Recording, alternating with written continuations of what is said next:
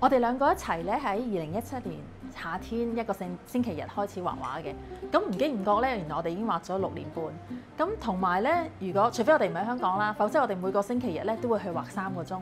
到今日為止咧，數下，原來我哋已經畫咗110張。咁諗翻轉頭喺2017年我點樣開始嘅咧？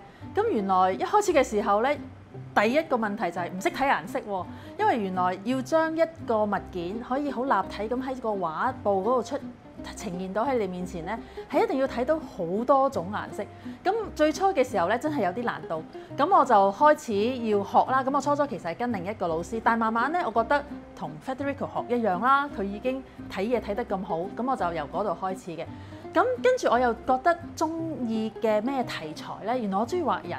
咁人咧，原來我覺得我喺度畫佢嘅時候咧，嗰個 model 好似係我嘅朋友咁喎，我好似開始同佢傾偈啊。咁某程度上，我覺得一路畫嘅時候咧，可能連我有啲情緒啊，有啲感情咧都放埋落去。咁有一個例子咧，就係我畫一個女仔，咁咧佢就揸住相機周圍去旅行。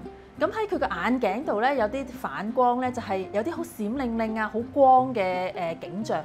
即刻俾我聯想到咧，係我第一次去一個足球比賽，咁佢哋有好多嗰啲快餐車。咁我一見到啲快餐車又有好多五顏六色嗰啲燈光嘅時候咧，我個雀躍個心情。咁我慢慢咧就真係好喜歡呢個畫畫啦，同埋一路咧又希望會畫得快啲啦，同埋開始想畫得複雜啲啦。譬如我就開始畫下我啲屋企人啊、我啲朋友啊，或者一啲人物我唔識嘅。Federico, how about you? My journey has been a bit different.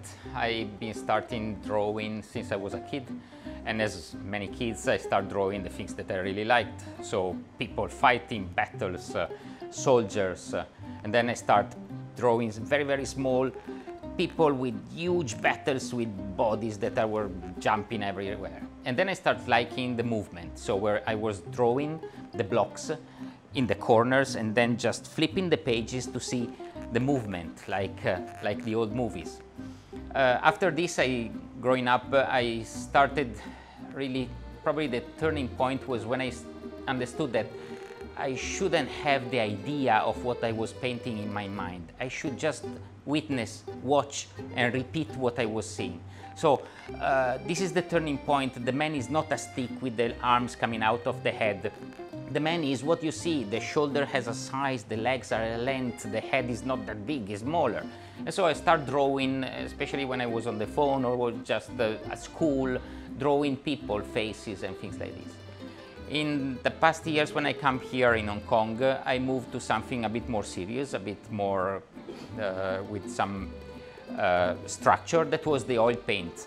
Oil paint is very interesting. It contains a word in terms of color, of substance, of volume, of consistency, and so on. Painting here in Hong Kong is very different from Italy because mainly of the space. Painting oil means that you need to rest, to let the paint rest for days, not touching it, not having dust, not having anything on it.